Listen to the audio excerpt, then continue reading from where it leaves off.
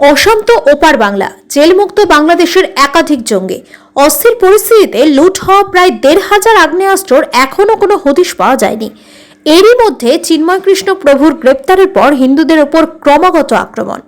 আবারও নতুন করে অস্থিরতার পরিবেশ বাংলাদেশ জুড়ে। এই পরিস্থিতিতে অনুপ্রবেশের আশঙ্কা মালদহ সীমান্ত এলাকাগুলিতে। পাশাপাশি লুট হওয়া অস্ত্রশস্ত্র নিয়ে জঙ্গিদের অনুপ্রবেশ হতে পারে মালদাকে করিডোর করে। গোয়েন্দা দপ্তর সূত্রে এমন খবরের পর নিরাপত্তা বাড়ানো হয়েছে মালদহের ১৭১ কিলোমিটার এলাকা জুড়ে অবস্থিত ভারত বাংলাদেশ সীমান্ত এলাকায়। তার মধ্যে প্রায় ৩২ কিলোমিটার এলাকায় তারকাটা নেই এবং ১৮ কিলোমিটার এলাকা জুড়ে রয়েছে জলপথ। আর এই সীমান্ত দিয়ে জঙ্গি অনুপ্রবেশ করতে পারে। এই আশঙ্কায় রাতের ঘুম উড়েছে মালদা জেলার ভারত বাংলাদেশ সীমান্তের একাধিক এলাকার মানুষদের। সীমান্ত এলাকার এই সমস্ত বাসিন্দাদের অভিযোগ, তারা আতঙ্কে রয়েছে। সূর্য ডুবতেই তারা বাড়ি চলে আসছেন। এই পরিস্থিতিতে সন্দেহভাজন কাউকে এলাকায় দেখলেই বিএসএফ ক্যাম্প বা এলাকার থানায় খবর দেওয়ার নির্দেশ দেওয়া হয়েছে বাসিন্দাদের। বিষয়টা হচ্ছে, আমার বাড়ি তো বাংলাদেশ থেকে কয়েক কিলোমিটার ডিস্টেন্স আছে। তাতেও আমাদের কোনো অসুবিধা নেই, কারণ আমাদের ভারতীয় বিএসএফ অনেক শক্তিশালী। বিএসএফ ভারতীয় সেনা তো যখন থাকবে তখন বাংলাদেশ আমরা কিছুই মনে করব না, ওই জন্যই জারি। আর তাছাড়া যদি আমাদের সন্দেহজনক ব্যক্তি দেখি তাহলে আমাদের বিএসএফকে ইনফরমেশন দিব, বা আমাদের ইংলিশ বাজার থানা আছে, ইংলিশ বাজার থানাতে আমরা ইনফরমেশন দিব।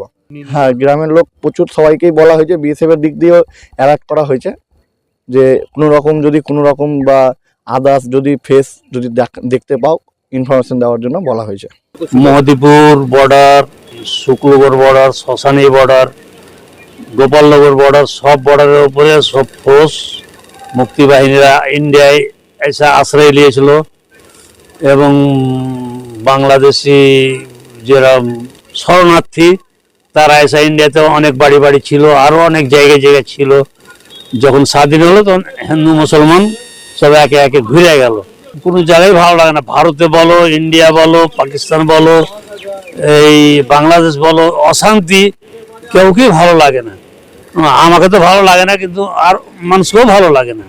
না ওরকম হয় না, পারে না, ক্ষমতা নেই কেউ ঢোকার। বাড়া তার আছে এবং বিএসএফ সবসময় গার্ড আছে।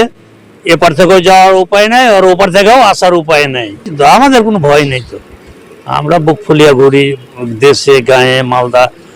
এই তো যেমন এখন এসছি, একটা বাংলাদেশি লোক সুস্থানি থেকে নিয়ে আসলাম। আমি টোটোওয়ালা, আমি টোটো গাড়ি চালাই। এখন ওর সামান আমার গাড়িতে আছে, প্লাস ও কাস্টমের কাছে আছে এখন। আর পাকিস্তান এই ৭১ সালে যুদ্ধ হলো, আমাদের মাথার উপর দিয়ে, আমাদের চোখের দেখা। বাংলাদেশ সব জায়গায় শান্ত হলে সবার মনে ভালো হবে, ভালো লাগবে। আর যে অশান্তি করি আমি, আপনি বা বাংলাদেশ, ভারত, পাকিস্তান, তাহলে সবাই মরবে, সবার ক্ষতি।